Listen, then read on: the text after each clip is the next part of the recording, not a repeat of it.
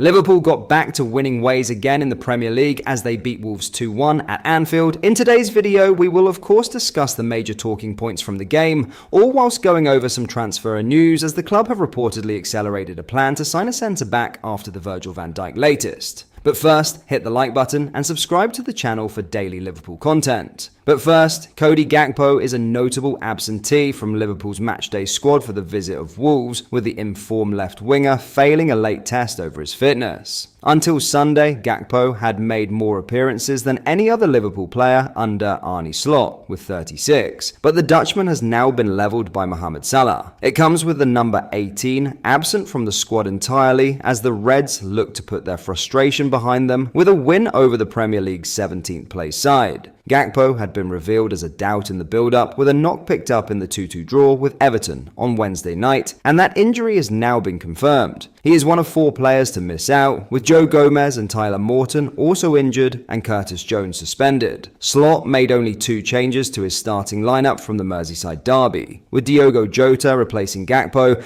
and Trent Alexander-Arnold coming in for Connor Bradley. It means Liverpool were without their second top goalscorer, with Gakpo's 16 goals only bettered by Salah on 27. Prior to Sunday, Gakpo had featured in every Premier League fixture, starting 16th and coming off the bench in the other 8, while he was also involved in 7 of Liverpool's 8 games in the Champions League's league phase. In fact, he had at least made the squad for every fixture across the Premier League, Champions League and Carabao Cup, starting all 5 games in the run to the final in the latter. Whether his near-ever presence led to this new fitness issue is unclear, but the hope will be that Gakpo's injury is not a long-term concern. However, it stands to reason that the 25-year-old will be a doubt for the trip to Aston Villa. Now, in some massive Liverpool transfer news, Liverpool are preparing to ramp up their pursuit of a new centre-back as questions loom over the future of their defensive leader, Virgil van Dijk. Even if the Dutchman decides to stay at Anfield, the club is intent on bolstering its defence with additional reinforcements. At 33, Van Dijk's contract is set to expire at the end of the current season, and since January, he has been free to engage in pre-contract talks with other clubs. This has fueled speculation about his next move, leaving Liverpool eager to plan for the future. On 9th February, it was reported that Liverpool remain in active negotiations with Van Dijk, Mohamed Salah and Trent Alexander-Arnold as they seek to secure new contracts for their superstar trio. The club remains optimistic about reaching agreements with all 3, but the uncertainty surrounding Van Dijk's situation has led Liverpool's recruitment team to turn their attention to potential replacements. One name that has surfaced on their radar is Bournemouth's young sensation, Dean Huijsen. At just 19 years old, the Spaniard has a £55 million release clause in his contract at the Vitality Stadium and is said to align well with the needs of Arne Slot's side. Huijsen's combination of defensive prowess and potential for growth makes him a prime target for Liverpool, who see him as a long-term investment capable of developing into a top-level player. Additionally, it was revealed on 15th February that Liverpool are very keen on Spurs' Mickey van de Ven. The 23-year-old Dutch defender, formerly of Wolfsburg, has garnered praise for his elite-level performances in the Premier League.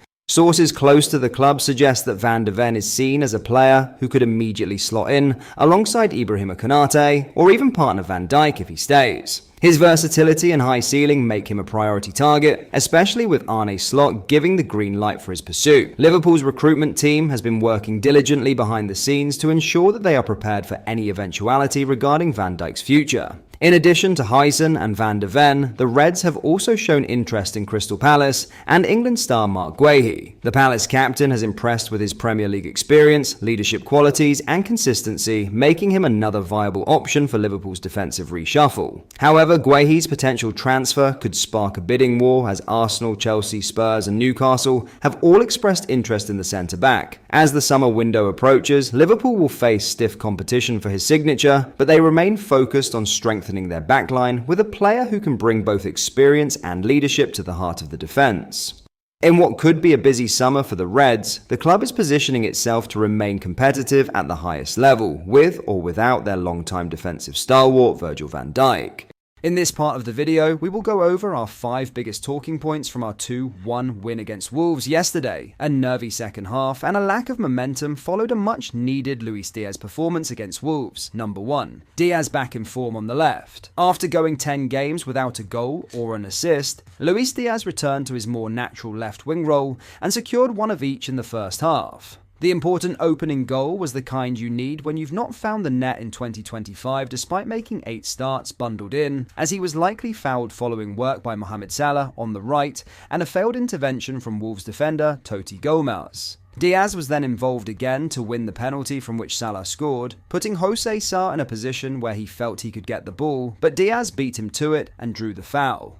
The Colombian has played the majority of his games during that time through the middle rather than in his usual position out wide, so it was perhaps no surprise he looked more comfortable and effective back in his usual position. His contributions will be important for the remainder of the season in support of Cody Gakpo and, as on this occasion, filling in for the Dutchman when he's unavailable. With Diogo Jota and Darwin Núñez now both available, he might no longer be asked to play as a striker. Number 2. Slot not trusting players on yellows. Sometimes the best, most assured performances can come from players who pick up an early yellow card. The added concentration needed to be clean in the tackle and not do anything daft can lead to a more refined display. We saw examples of this in the past from Peak Fabinho during the Klopp era. Slot seems to be more cautious in these moments and doesn't give players the chance to show they can keep their heads. In the game against Everton, Connor Bradley was swiftly subbed after a challenge that led to loud calls within Goodison Park for a second yellow, and Ibrahima Konate departed at halftime on the back of a narrative that he was lucky not to be booked twice. This was another game where the referee looked ready to dish out the yellows and Slot was taking no chances. Number 3. No momentum. Though this was still a win for Liverpool, it was not a convincing one against a team whose defense looked pretty unconvincing and like it would leak numerous goals. Liverpool never felt like they had the momentum in this game, and this showed in the second half, especially when Wolves came back into the game. Numerous short stoppages didn't help, but Liverpool didn't help themselves either. Wolves outshot Liverpool 10-0 in the second half. A quietness in the stadium had turned to nervousness by the end, and the feeling at the final whistle was one of relief. Number 4. Boring referee chat. Another reason the game never really got going was due to some scrappy play that meant the referee was often involved, especially in the first half. This influenced the coverage of the game, and much of the punditry on the opening period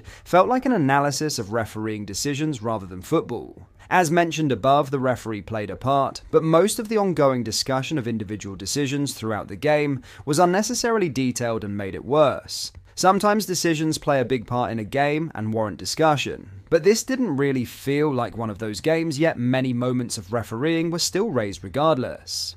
Number 5. No rest in a big week. Liverpool's progress to the League Cup final means they are making up the league game scheduled for that weekend against Aston Villa on Wednesday. This has meant 5 potentially title-run defining Premier League matches come in quick succession, 15 days to be precise, with 4 points taken from the first 2. Slot's side have not been entirely convincing in these games against Everton and Wolves and will need to improve for upcoming matches against Villa, Man City and Newcastle. City have been bolstered by a January spending spree, while Villa and Newcastle can beat anyone on their day. Slot will have to manage his squad carefully in order to get them firing for these important games ahead of a short break at the start of March and avoid nail-biting finishes seen in the first 2 games of this run. What do you think? Did we miss anything? Let me know down below. But that is all for today's video. Thank you for watching. Please remember to like the video and subscribe to the channel for daily Liverpool content. Thank you. I'll see you in the next video.